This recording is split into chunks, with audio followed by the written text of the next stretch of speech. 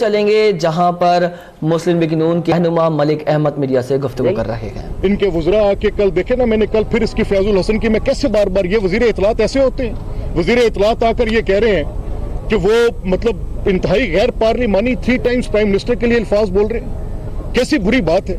क्या ये लोग हैं जिनके साथ बैठ के हम डायलॉग करेंगे, जिनके साथ हम पॉलिटिकल डिबेट करेंगे, जो मुल्क की बेहतरी की बात करेगी? सवाल ही नहीं पैदा होता कि ये कुछ बेहतर कर सके, जो एक हाउस को ऐसे अंदाज में नहीं चला सकते, जो एक डायलॉग नहीं बेहतर कर सकते, उनसे बात क्या करनी। मियां साहब की सेहत के बारे में हमारी सख्त तशवीश है। हमारी ये गवर्नमेंट से रिक्वेस्ट होगी कि वो तमाम इमीडिएट मेजर्स लिए जाएं, उनके वो तमाम टेस्ट करवाए जाएं जो कि उनकी सेहत के बारे में सही रिपोर्ट के साथ पता चलेगी। अच्छा मलिक साहब, फर्स्ट टाइम आपने इस डाइस पर आकर आपने फर्स्ट टाइम अपना टेम्परामेंट जो है वो लूज किया है। क्या ये खतरा है? आपको कोई चाप सुनाई दे रही है कि सिस्टम कोलैप्स हो सकता है? यार, मैं पॉलिटिकल वर्कर हूँ, मैं फील कर रहा हूँ कि ये डायाट्राइब विल कोलैप्स द सिस्टम। ये गालम गलोच का नतीजा क्या होगा? आपने कल सुना नहीं, पीपल्स पार्टी के वज़रा कह रहे हैं कि अगर पीटीआई के वजीर यहां पर आएंगे तो हम 16 एमपी में उनको बंद करेंगे।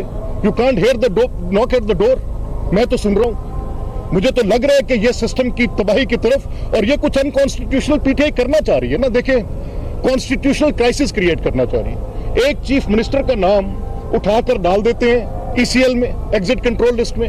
उनका आईनी होता है, सुप्रीम कोर्ट ऑब्जर्वेशन देती है, principal law officer attorney general of Pakistan court में मौजूद हैं, ऑर्डर उनको कन्वे होता है, बट वो ये समझ रहे हैं कि भी चंद दिनों के बाद chief justice will be no more on the bench, तो इस ऑर्डर को फ्लाउट करो, हम अपील में जाएंगे। कॉन्स्टिट्यूशनल क्राइसिस पैदा कर रहे हैं। इसी तरह से पॉलिटिकल पार्टीज को, ये सियासी जमातें मुल्क के अंदर सियासी निजाम की बका और इस्तेहकाम की जामिन है। 2 main stream political parties loud and out शोर मचा रही हैं, बता रही हैं कि गलत हो रहा है।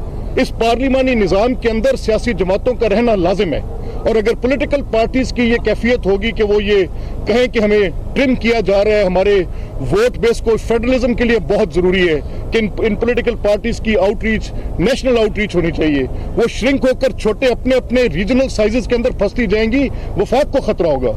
हमारी ये इस्तदा है कि सब कुछ करें, सियासत करे ये पीटीआई की गवर्नमेंट, लेकिन ये मत करे कि वहां पर जाकर जो उनके सूबों के हकूक है उनको भी गजब करने की बात करें। मलिक साहब, आप जैसे इस तरह बात करना लगता है कि यकीनन आपके सीरियस कंसर्न है, लेकिन उस वक्त मुस्लिम लीग नून और मुस्लिम लीग नून की क़यादत क्यों चुप रहती है जब एक सीनियर सियासतदान को शैतान कहा जाता है, जब उसकी जिन्स पर क्वेश्चन उठाए जाते हैं, जब जवेद लतीफ़ साहब किसी की बहनों का नाम लेकर इस तरह की बात करते हैं, तो दोनों तरफ से होना चाहिए। अगर उस वक्त भी होता तो बहुत अच्छा नहीं लगता क्या? देखिए उल्फत, यही तो मैं कह रहा हूँ कि मेरे जैसा कमगो आदमी तो उठ के बाहर चला जाएगा, लेकिन हर आदमी बर्दाश्त नहीं करेगा।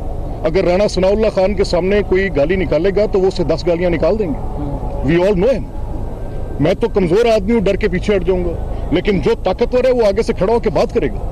हम यही कह रहे हैं कि ये जो दर्जा हरारत है, जब ये शेख रशीद साहब, वैसे तो उनकी कोई बात नेवर मेरिट्स कमेंट, उनकी किसी बात पर कमेंट करना अपनी जुबान को गलत करवाने के मुतरादिफ है, और उनको कुछ कहना भी बिल्कुल गैर सियासी होगा। और वो मुस्लिम लीग नून के रहनुमा मलिक मोहम्मद अहमद लाहौर में मीडिया से गुफ्तगू कर रहे हैं।